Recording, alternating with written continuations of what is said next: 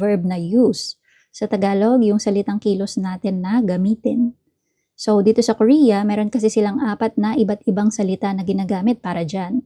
We have 쓰다, 사용하다, 이용하다, and 활용하다. So, depende sa kung ano yung sinasabi mong bagay na ginagamit, iba-iba din yung gagamitin mo. So, isa-isahin natin, no? Unahin natin yung pinaka-gamit na gamit, si 쓰다. So, 쓰다, madalas mo siyang gagamitin kasi ginagamit yan sa daily items katulad ng ballpen, shampoo, pera, at kung ano-ano pa mga bagay na ginagamit mo sa araw-araw. Example, pwede ko bang gamitin itong ballpen na to? 이 펜 써도 돼요? 이 펜 써도 돼요? Nasubukan mo na bang gamitin yung bagong shampoo? 새 샴푸 써봤어요? 새 샴푸 써봤어요? Huwag mong gamitin itong cup na to. 이 cup 쓰지 마세요. 이 cup 쓰지 마세요. Next is 사용하다. Ito naman, ginagamit mo siya in formal or general use, especially sa devices, tools, or softwares, pwede yan.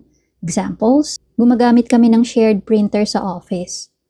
사무실에서는 공용 프린터를 사용해요. 사무실에서는 공용 프린터를 사용해요. Madalas kaming gumamit ng English sa trabaho. 회사에서는 영어를 자주 사용해요. 회사에서는 영어를 자주 사용해요. Napagdesisyonan namin na gumamit ng bagong software. 새로운 소프트웨어를 사용하기로 했어요. 새로운 소프트웨어를 사용하기로 했어요. Pakigamit po itong form na to kapag gumagawa ng report. 보고서를 작성할 때 이 양식을 사용하세요. 보고서를 작성할 때 이 양식을 사용하세요. Siguraduhin gumamit ng safety equipment kapag nagtatrabaho. 작업할 때 안전 장비를 꼭 사용하세요. 작업할 때 안전 장비를 꼭 사용하세요.